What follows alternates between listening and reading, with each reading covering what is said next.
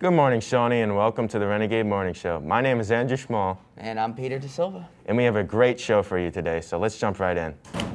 Shawnee Girls Tennis won the Group 4 South Jersey Sectional Championship. Mr. Campbell and Coach Fitgerald and Captain Samantha Tepes, Izzy Howard, and Makayla Pierznik are here to accept the award. Hi, I'm Junior Captain Samantha Tepes and Shawnee's first singles. I'm Senior Captain Izzy Howard, third doubles. I'm Makayla Pierznik. I'm Senior 2-year Captain, and also I play first doubles for Shawnee Tennis. During our 2021 season, we accomplished being Group 4 South Jersey champions, which hasn't been won since 1979, and we're also our conference champions. Our record this year is 17-1. All right, ladies. Well, first of all, congratulations. I accept your trophy on behalf of Shawnee High School. I want to congratulate Coach Fitgerald, and I wanted to say it's been a historic season, and you guys had such an amazing job.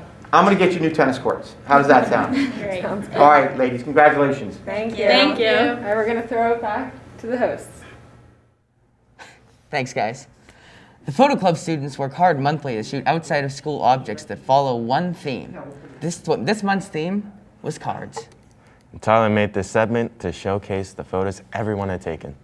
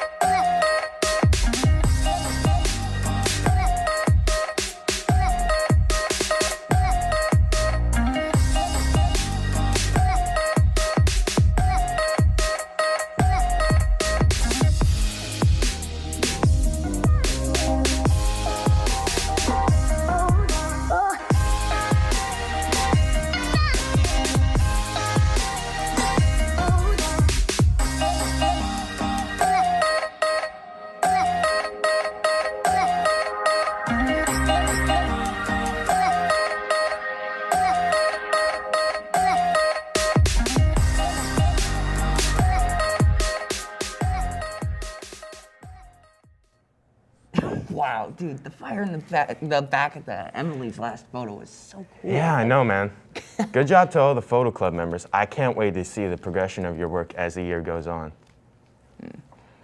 Danny Talks About Movies is back, and he's diving into a Halloween classic. I wonder what it could be. Here's Johnny! Hey, you want to know something really weird? In my first ever Danny Talks About Movies episode, I talked about Stanley Kubrick and how he's a super influential and important filmmaker, but if you remember, that episode wasn't even about a Kubrick movie, and I haven't talked about him since. That's because of this. Come here, lean closer so I can tell you.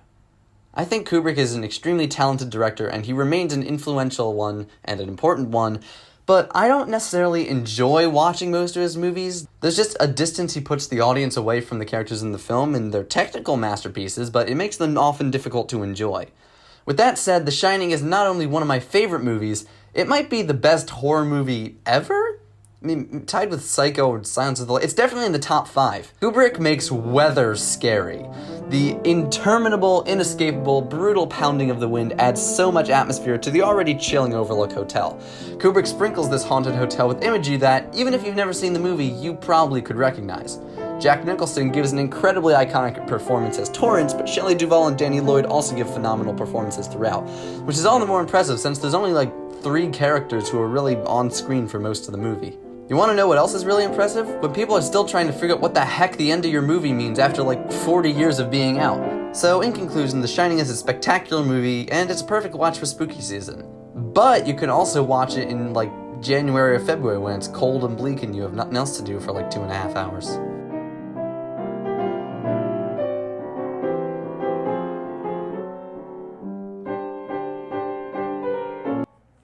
Well, that wasn't the movie I was expecting. Well, what movie were you expecting? I don't know. I take Danny for more of a My Little Pony guy myself, but anyways. It's a nice burn. But anyways, let's look. It looks like Jade is back to bring in more positive news to brighten your day. That's pretty exciting. You know, I was so happy to hear about those U-Lugs and the ice cake last time. Let's see what they have for us today. Good morning, Shawnee, and welcome to another installment of Feel Good News, the segment where I tell you 3 good news stories.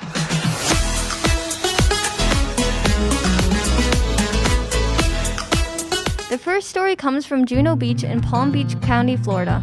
Here, a restaurant owner named Paul DeBeal is flying a drone over the ocean when he notices a school of crevalle jack swimming in a familiar formation. Paul described this experience as a special and beautiful moment. Next is about 2 cockapoos who were reunited a year after they were adopted by 2 separate families. David Kidd was out walking his pup Monty when he spotted a familiar-looking dog. When the 2 pups encountered each other, they started hugging, as if they were being reunited, causing the owners to talk to each other. It turned out that the 2 dogs were from the same litter, and that the 2 owners only lived 1 town away from each other. Because of how close they lived to each other, the 2 owners hope that the 2 dogs can celebrate their first birthday together.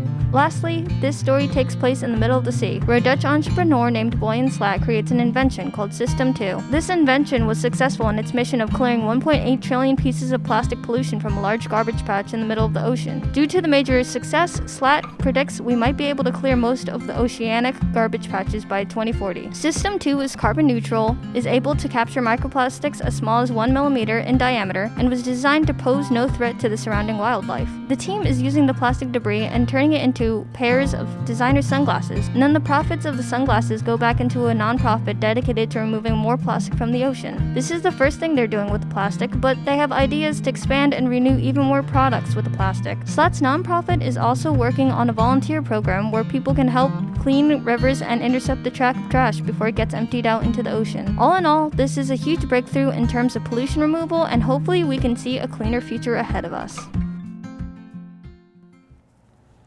Those cockapoos were so cute. Hey, what's your favorite dog? That is a pretty bad question considering I am a cat person. But if I had to go with a dog breed, I'd probably go with Shiba Inu, one of those little tiny cute dogs. It's fair. You know, Dylan made a segment showing us all the fun things that happen at homecoming.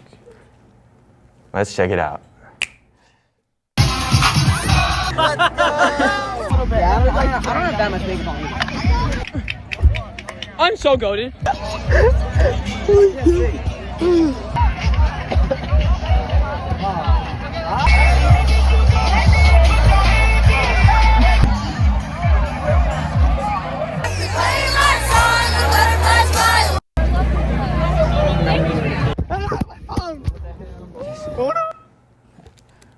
Well, that's all for today, Shawnee. I'm Peter DeSilva. I'm Andrew Schmal. And this is an obligatory pumpkin.